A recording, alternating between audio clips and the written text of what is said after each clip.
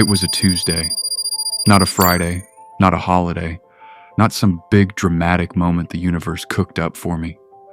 Just a Tuesday in November, cold outside, coffee going cold on my desk. I opened my phone like I do every morning. Notifications, emails, the usual noise, and then I saw the number. $1 million. Actually, 1,047,000 and some change. I read it 3 times. I put the phone down. I picked it back up, read it again. And you know what I felt? You know that big rush they show in the movies, the guy screaming on top of a building, champagne everywhere, people cheering? I felt still, like the world had gone quiet for just a second, like something massive had just shifted, tectonic plates moving, and nobody felt it but me. My very first thought, the first thing that came to my mind was my mother's hands, cracked, red, rough from years of cleaning other people's houses, from dishwater and bleach, from holding everything together when everything kept falling apart. I sat there in my apartment, this little apartment I'd been grinding in for 3 years, and I cried. Not happy tears, not sad tears, something in between. Something that does not have a name. Let me take you somewhere. I grew up in a 2-bedroom apartment, 4 people, sometimes 5, depending on who needed a couch that month. My dad worked at a warehouse nights. My mom cleaned houses days. They passed each other in the hallway like ships. I don't think I ever saw them sit down for dinner together more than a handful of times. Not because they didn't love each other, because the rent was $1,200 a month and somebody always had to be working. We were not poor in spirit. We were poor in dollars. And in America, those two things get confused a lot. I grew up knowing which grocery store had the cheapest cereal. I knew which days the church did free lunches. I knew not to ask for new sneakers 2 weeks before rent was due. I learned to read the energy in a room, whether we were okay this month or whether it was going to be one of those months. And I want to be clear, my parents were not failures. Do not get that twisted. My father worked a job that broke his body so I could go to school. My mother cleaned toilets for people who did not even know her last name, so I could have lunch money. They were not failures.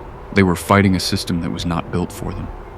A system with no manual, no map, no generational head start. Just survive today, then survive tomorrow. Nobody in my family ever talked about investing. Nobody said index funds or compound interest or equity. Those words lived in a different world, a world that wasn't for people like us. At least that's what it felt like. When I got to college, first one in my family, I sat in an economics class and the professor talked about wealth like it was obvious, like everybody's family just had assets. And I remember sitting there thinking, what is he talking about? I went home for Thanksgiving that year and I asked my dad what our assets were. He laughed. Not a mean laugh, a tired laugh. The kind that says I don't have the energy to explain how funny that question is. He said, "Boy, we got a used Chevy and about $400 in a savings account." That's our assets. People love the success story. They want the montage, the hustle highlight reel, the look how far I've come post with the nice car in the background. Let me tell you what the montage leaves out. It leaves out the night I had $43 in my account and rent was due in 4 days. It leaves out the job I took that I hated down to my bones because I was too scared to bet on myself. It leaves out every time I tried to explain my goals to someone from back home and watched their face go flat. Not mean, just blank.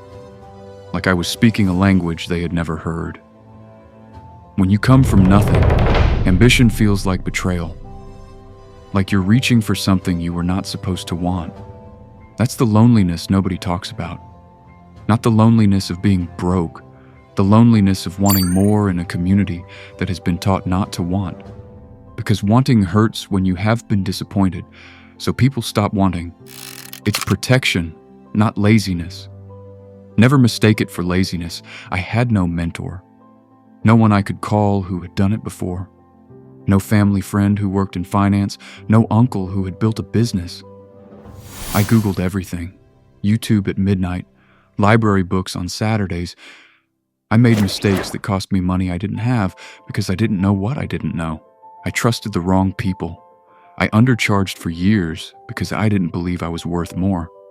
I said yes when I meant no, and no when I meant yes, because imposter syndrome will eat you alive if you let it. There was a night, maybe 5 years ago, when I almost quit. I sat on the floor of my apartment. Not dramatic, just sat there. On the floor, back against the couch, staring at nothing. I had poured everything into something I believed in, and it was not working. Not even close. And I thought, maybe they were right. Maybe this life, the big dreams, the ambition, the I'm gonna build something energy, maybe that's for other people. And then I thought about my dad, coming home at 6 a.m., boots still on, asleep on the couch before he could even get to the bedroom. And I thought, he didn't quit, and he was doing it for me. The least I can do is keep going for him. I got up off the floor, and I kept going. I need to be honest with you about something. $1 million did not change my life the way I thought it would. I still make my own coffee. I still fly coach half the time. I still hear my mom's voice in my head at the grocery store, checking prices. The number changed. The programming takes longer, because when you grow up with scarcity, scarcity lives in your body. It's not just a bank balance.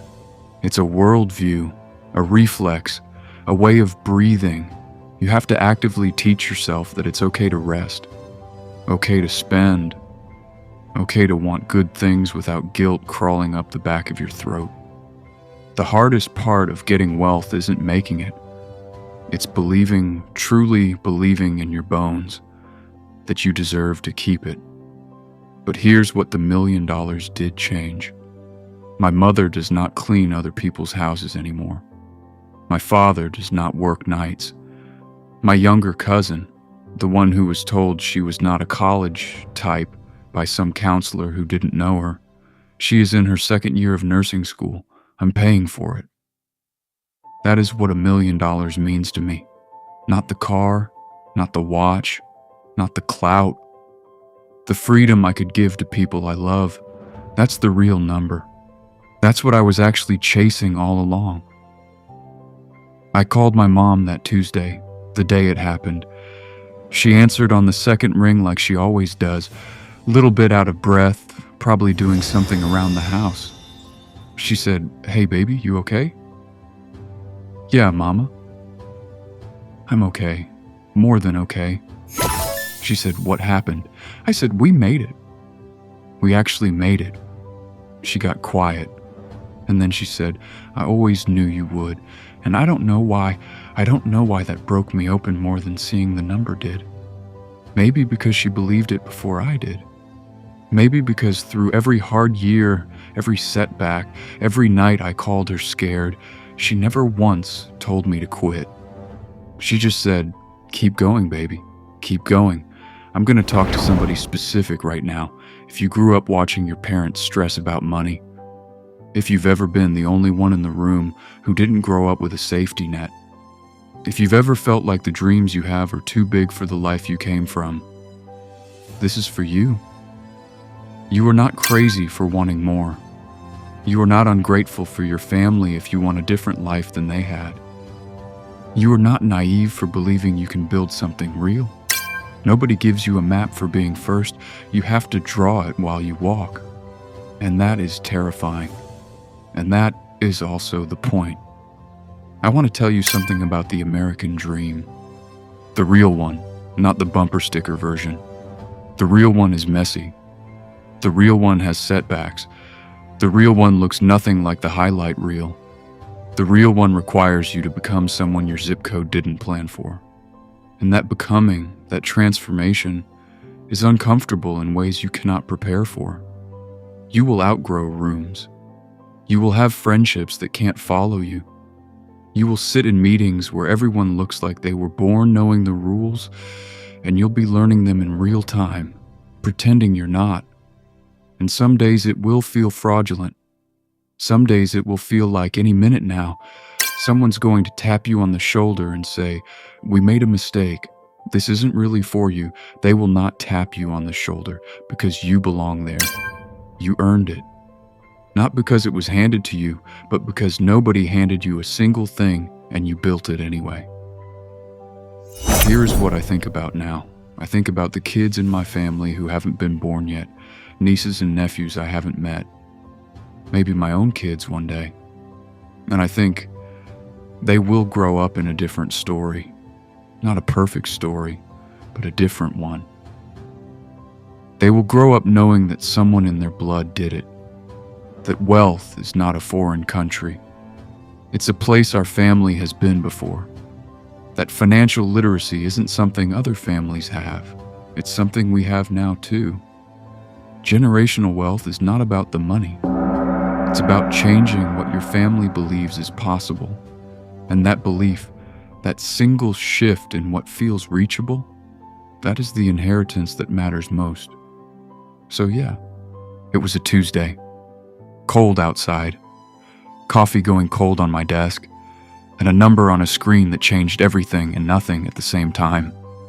I still don't know exactly how I got here. It was luck and grind and grace and timing and stubbornness and a whole lot of people who prayed for me when I forgot to pray for myself. But I know this.